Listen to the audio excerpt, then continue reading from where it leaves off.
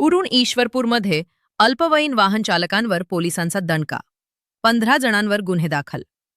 उरण ईश्वरपूर शहरातील वाढते अपघात आणि वाहतूक नियमांचे उल्लंघन रोखण्यासाठी ईश्वरपूर पोलिसांनी अल्पवयीन तसेच विनापरवाना वाहन चालवणाऱ्यांविरोधात धडक कारवाई केली.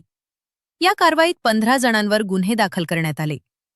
जिल्हा पोलीस अधीक्षक तुषार दोशी, उपविभागीय पोलीस अधिकारी अरुण पाटील आणि सहाय्यक पोलीस निरीक्षक अल्पेश लावंड यांच्या मार्गदर्शनाखाली ही कारवाई करण्यात आली. अल्पवयीन मुलांना वाहन चालवण्यास देणाऱ्या पालकांवर किंवा वाहन मालकांवरही कायदेशीर कारवाई होऊ शकते. संबंधितांना 25,000 रुपयांपर्यंत दंड तसेच कारावासाची कारवाई होण्याची तरतूद आहे. पालकांनी आपल्या अल्पवयीन मुलांना वाहन देऊ नये. तसेच लायसन्स नसलेल्या व्यक्तीला वाहन देणं टाळावे, अन्यथा वाहन मालकांवरही कारवाई केली जाईल, असा इशारा पोलिसांनी दिलाय. वाहतूक नियमांचे पालन करून अपघात टाळण्यासाठी नागरिकांनी पोलीस प्रशासनास सहकार्य करावे, असे आवाहन ईश्वरपूर पोलिसांनी केले.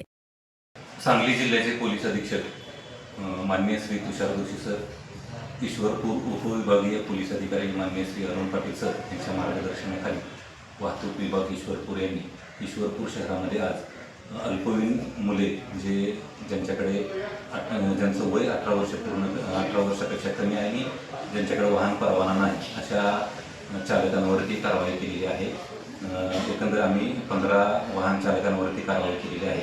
अल्पवयीन मुलाने वाहन चालवल्यास कायदेशीर तरतूद अशी आहे की कोर्टामार्फत त्याला 25,000चा, त्यांच्या पालकाला किंवा वाहन मालकाला 25,000चा दंड होतोय आणि दंड न भरल्यास 3 ते 6 महिन्याचा कारावास आहे. तसेच वाहन चालकाचा आणि वाहन परवाना दोन्ही रद्द कोर्टामार्फत होऊ शकतो, अशी कायदेशीर तरतूद आहे. मी आपल्या मार्फतीने सर्व नागरिकांना विनंती करतो, आवाहन करतो की त्यांनी लहान मुलांना, ज्यांच्याकडे अधिकृत परवाना नाही अशा मुलांना वाहन चालवायला देऊ नये. त्याच्यामुळे अपघाताचं प्रमाण कमी होईल आणि इतर होणारे अनर्थ टळले जातील.